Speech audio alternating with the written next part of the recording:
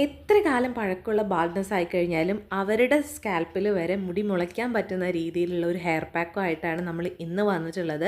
നമ്മളെടുത്ത് എപ്പോഴും ഉണ്ടാവുന്ന മൂന്നേ മൂന്ന് ഇൻഗ്രീഡിയൻസ് വെച്ചിട്ടാണ് നമ്മൾ ഈ ഒരു പാക്ക് ഉണ്ടാക്കിയെടുത്തിട്ടുള്ളത്. വളരെ സിമ്പിളാണ് നമ്മുടെ ഈ ഒരു പാക്ക് ഉണ്ടാക്കിയെടുക്കാനും. എടുത്തിട്ടുള്ള എല്ലാ ഇൻഗ്രീഡിയൻസും ഒന്നിനൊന്ന് പവർഫുള്ളാണ് കേട്ടോ.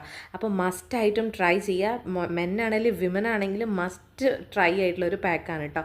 അപ്പോൾ നമ്മുടെ ഈ ഒരു പാക്ക് ഉണ്ടാക്കാൻ വേണ്ടിയിട്ട് ഞാനൊരു പാന് സ്റ്റൗവിൽ വെച്ചിട്ട് ജസ്റ്റ് ഒന്ന് ചൂടാക്കി എടുക്കുകയാണ്. അതിലേക്ക് ഞാൻ ആഡ് ചെയ്യുന്നത് നമ്മുടെ വീട്ടിലുള്ള ഒരു പിടി കറിവേപ്പിലയാണ് കേട്ടോ. കറിവേപ്പിലയുടെ എണ്ണം കൂടിയാലും കുഴപ്പമൊന്നുമില്ല, ഇത് മാത്രം മതി. പേരയുടെ ഇല അതിനൊന്നും ആവശ്യമില്ല. നമുക്ക് കറിവേപ്പില ഭയങ്കര എഫക്റ്റീവാണ് നമുക്ക് മുടി വളരാൻ വേണ്ടിയിട്ട്. കടയിൽ നിന്ന് വാങ്ങുന്ന ഈ മരുന്നടിച്ചത് യൂസ് ചെയ്യാണ്ടിരിക്കുക.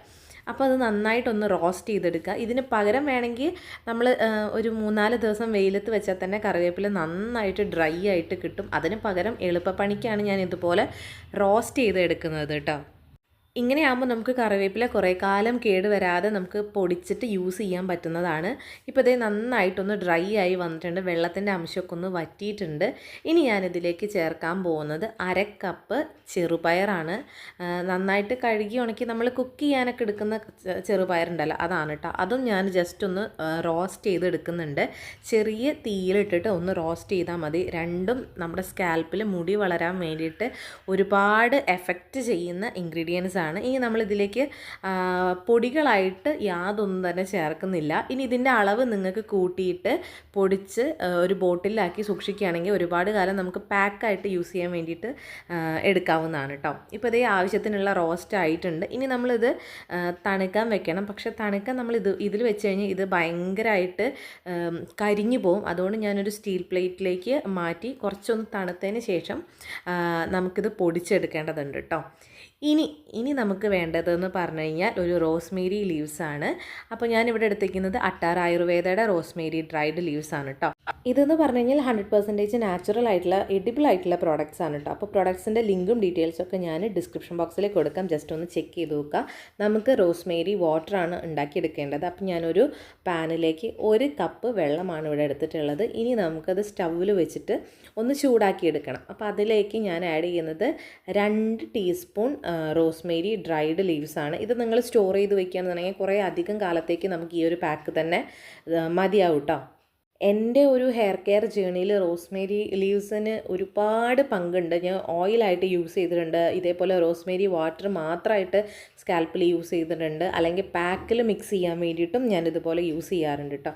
അപ്പോൾ അത് ഞാൻ ജസ്റ്റ് ഒന്ന് മിക്സ് ചെയ്തതിന് ശേഷം പാനിൽ വെച്ചിട്ട് ഒരു 10 മിനിറ്റ് നമുക്ക് ചൂടാക്കി എടുത്താൽ മതി. ചൂടാക്കി എടുക്കുമ്പോൾ ചെറിയ തീയിലിട്ടിട്ടും ഒന്ന് മാക്സിമം ആക്കിയിട്ടും അങ്ങനെ തിരിച്ചു മറിച്ചുമായിട്ടും നമ്മളൊന്ന് ചൂടാക്കി എടുക്കുക. അങ്ങനെയാകുമ്പോൾ നല്ലൊരു ഗോൾഡൻ യെല്ലോ കളറിലായിട്ട് വരും. നമുക്ക് ആ ഒരു കളറാണ് വേണ്ടത്. അപ്പോഴേക്കും മാക്സിമം സത്തും കാര്യങ്ങളൊക്കെ ആ വെള്ളത്തിലേക്ക് ഇറങ്ങും. അപ്പോഴേക്കും നമ്മുടെ ഈ ഒരു ചെറുപയറും കറിവേപ്പിലയും ഒന്ന് ചൂടാറിയിട്ടുണ്ട്. ഇനി നമുക്കിത് മിക്സിയുടെ ചെറിയ ജാറിലിട്ടിട്ട് നന്നായിട്ടൊന്ന് പൊടിച്ചെടുക്കാം. നല്ല ഫൈനായിട്ട് പൊടിച്ചെടുക്കുകയാണെന്നുണ്ടെങ്കിൽ നമ്മുടെ സ്കാൽപ്പിലൊന്നും തരി പോലെയൊന്നും ഉണ്ടാവില്ല. വേണമെങ്കിൽ ഒന്ന് അരിച്ചെടുത്തിട്ട് ബാക്കി ഒന്നും കൂടെ പൊടിച്ചെടുത്താലും മതി. അപ്പോൾ ഇത് കറക്റ്റായിട്ട് എനിക്ക് കിട്ടിയിട്ടുണ്ട്. ഇപ്പം ഞാൻ കുറച്ച് ക്വാണ്ടിറ്റി ഉണ്ടാക്കിയിട്ടുണ്ടായിരുന്നുള്ളൂ. കാരണം എനിക്ക് ഈ ആഴ്ചയിൽ 2 തവണ മാത്രമേ ഈ ഒരു പാക്ക് ഇടേണ്ട ആവശ്യമുള്ളൂ. അപ്പോൾ 2 തവണത്തേക്ക് കറക്റ്റ് 6 ടേബിൾ സ്പൂൺ പൊടി എനിക്ക് കിട്ടിയിട്ടുണ്ട്.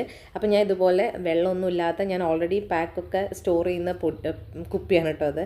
അപ്പോൾ അതിലേക്ക് തന്നെ ഞാൻ ഇട്ട് കൊടുക്കുന്നുണ്ട്. ഇനി നമുക്ക് ആവശ്യത്തിനനുസരിച്ചിട്ട് മിക്സ് ചെയ്യാൻ മതി. അപ്പോഴേക്കും ഇതേ നമ്മൾ സിമ്മിലിട്ടിട്ടും ഒന്ന് തീ കൂട്ടിയിട്ടൊക്കെ ആയിട്ട് നമ്മൾ റോസ്മേരിയുടെ വെള്ളം ഒന്ന് തിളപ്പിച്ചെടുത്തിട്ടുണ്ട്. ഇനി ഒന്ന് സിമ്മിലിട്ട് വേണമെങ്കിൽ നിങ്ങൾക്ക് അടച്ച് വെച്ചിട്ടാണെങ്കിലും ആ കളർ ഒന്ന് ചേഞ്ച് ആവുന്ന വരെ ഒന്ന് വെയിറ്റ് ചെയ്യണം. നല്ല എഫക്റ്റാണ് നമ്മളിതുപോലെ ചെയ്യുകയാണെന്നുണ്ടെങ്കിൽ.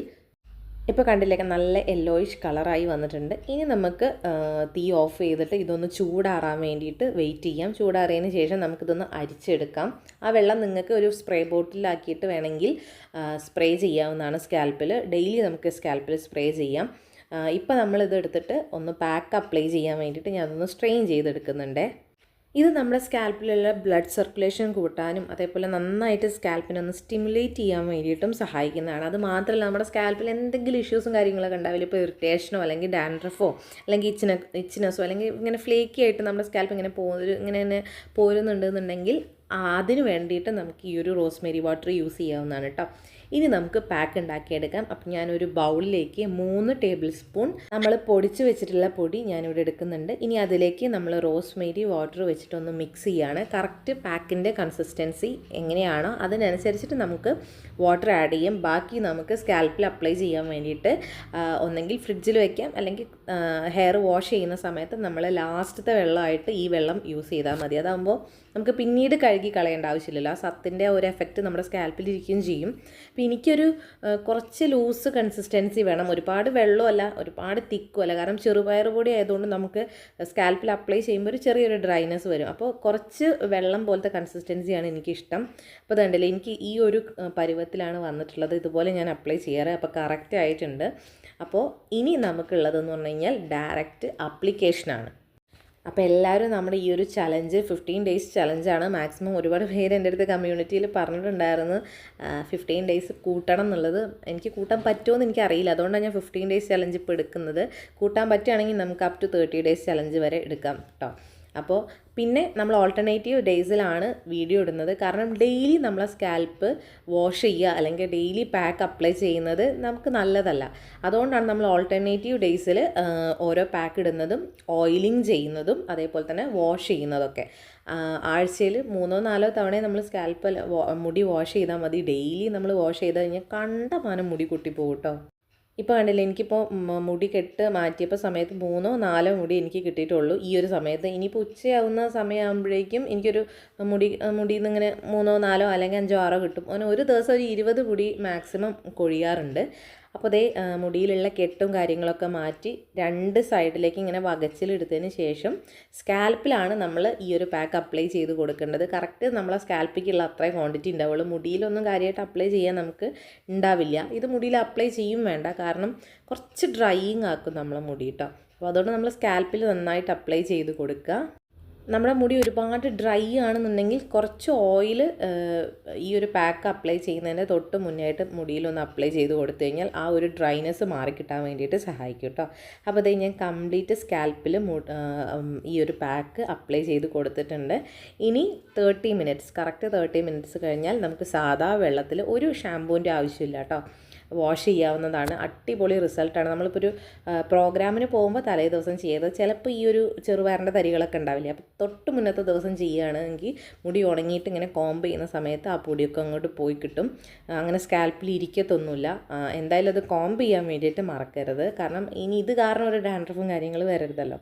അപ്പോൾ അത്രയേ ഉള്ളൂ നമ്മുടെ ഇന്നത്തെ വീഡിയോ. മസ്റ്റായിട്ടും ചലഞ്ചിൽ പാർട്ടിസിപ്പേറ്റ് ചെയ്യുക. റിസൾട്ട് കമൻറ്റ് ബോക്സിൽ പറയുക. So by.